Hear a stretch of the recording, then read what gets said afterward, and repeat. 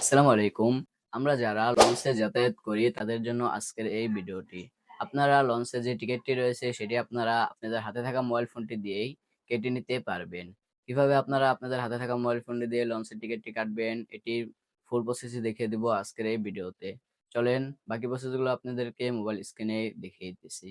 লঞ্চের টিকিট কাটার জন্য আপনারা আপনাদের গুগল ক্রোম ব্রাউজারে চলে আসবেন। চলে আসার পর এখান থেকে আপনারা সহজে লিখে এখানে সার্চ করে দিবেন। সার্চ করে দেওয়ার পর আপনাদের মাঝে এরকম একটি ওয়েবসাইট কিন্তু এখান থেকে চলে আসবে। আপনারা এখানে ক্লিক করে দিবেন। ক্লিক করে দেওয়ার পর এরপরে আপনারা সাইডে খেয়াল করলে দেখতে পাবেন 3 ডট নামে কিন্তু একটি অপশন এখানে দেওয়া রয়েছে। সিম্পলি আপনারা এখানে ক্লিক করে এখানে লঞ্চ দেখতে পাচ্ছেন, এটি আপনারা এখান থেকে সিলেক্ট করে দিবেন। সিলেক্ট করে দেওয়ার পর এরপরে আপনাদের মাঝে কিন্তু এখানে দুইটা অপশন আসবে, একটি হচ্ছে ফ্রম আর একটা হচ্ছে টু। ফ্রম হচ্ছে আপনারা কোথা থেকে যাবেন। সো আমি এখান থেকে ঢাকা থেকে যাব, ঢাকা এখানে সিলেক্ট করে দিলাম এবং কি টু এখানে আমি বরিশাল সিলেক্ট করে দিলাম। সিলেক্ট করে দেওয়ার পর এরপর আপনারা কত তারিখে যাবেন তারিখটি এখানে সিলেক্ট করে দিবেন। সিলেক্ট করে দেওয়ার পর এরপরে আপনারা নিচের দিকে একটা অপশন পেয়ে যাচ্ছেন, এখানে আপনারা সিম্পলি ক্লিক করে দিবেন। ক্লিক করে দেওয়ার পর দেখতে পাচ্ছেন আমাদের যে লঞ্চের টিকিটটি রয়েছে, মানে আমাদের এটি কিন্তু এখানে চলে এসেছে। আমাদের এখানে কিন্তু 8,000 থেকে সর্বোচ্চ 600 পর্যন্ত কিন্তু আমাদের এখানে টিকিট রয়েছে।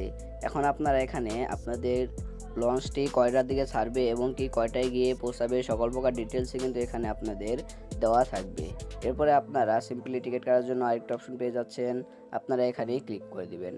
এখানে ক্লিক করে দেওয়ার পর আপনারা কিন্তু এখানে সম্পূর্ণ ডিটেলস কিন্তু আপনারা এখানে পেয়ে যাবেন। আপনাদের এসি নেবেন নাকি নন এসি, ভিআইপি নাকি অন ভিআইপি, এগুলো কিন্তু আপনারা সকল প্রকার ডিটেলস এখানে পেয়ে যাচ্ছেন।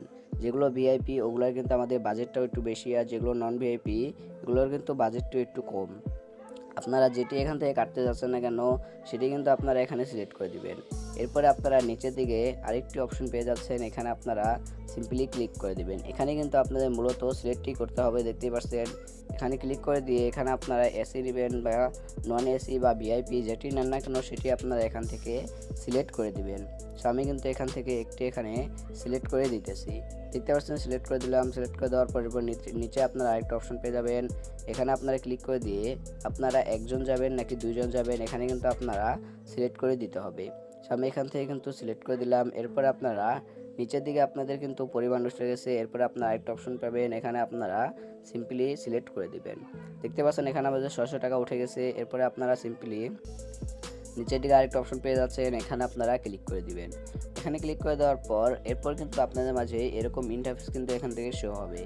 এখানে আপনারা যে খালি ঘরগুলো দেখতে পাচ্ছেন, খালি ঘরের পাশে যে আপনারা এখান থেকে স্টারের মতো অপশন দেখতে পাচ্ছেন, এগুলো আপনাদের কিন্তু ফিল আপ করতে হবে, যেগুলো স্টার মতো দেওয়া রয়েছে। এখানে কিন্তু সর্বপ্রথমে আপনাদের যে নামটি রয়েছে সেই নামটি আপনাদের দিতে বলবে। তো আমি এখান থেকে আমার নামটি দিয়ে দিতেছি। দিয়ে দেওয়ার পর এরপরে কিন্তু আমাদের দ্বিতীয় ঘরে এখন আমাদের বয়স, এখানে আমাদের বয়সটি দিয়ে দিলাম। এরপরে আপনারা 3 নাম্বার দেখতে পাচ্ছেন মেল নাকি ফিমেল, আপনারা যেটি হন না কেন এটি দিয়ে দিবেন। এরপর আপনাদের এখানে মোবাইল নাম্বার চাবে, আপনারা অবশ্যই মোবাইল নাম্বারটি দিয়ে দিবেন। এরপরে আপনাদের এখানে জিমেল চাবে, জিমেল আপনারা চাইলে দিতেও পারেন নাও দিতে পারেন। এরপর আপনাদের যদি কুপন কার্ড থাকে তাহলে কিন্তু আপনারা এখানে সিলেক্ট করে এখানে আপনাদের কুপন কার্ডটি কিন্তু এখানে দিয়ে দিতে পারেন। আমার যেহেতু নাই এটি আমি এখান থেকে টিক মার এটি কিন্তু দেওয়ার প্রয়োজন নেই। এরপরে আপনারা নিচের দিকে স্ক্রল করবেন। নিচের দিকে স্ক্রল করার পর এখানে আপনাদের মোট কয় টাকা হয়েছে, কিসের জন্য কত টাকা কাটা হয়েছে, সকল প্রকার ডিটেলসে কিন্তু আপনারা এখানে পেয়ে যাবেন। আমার কিন্তু মোট হয়েছে 712 টাকা, দেখতেই পাচ্ছেন। এখন আমাদের এটি কিন্তু পেমেন্টটি কিন্তু সম্পূর্ণ করতে হবে।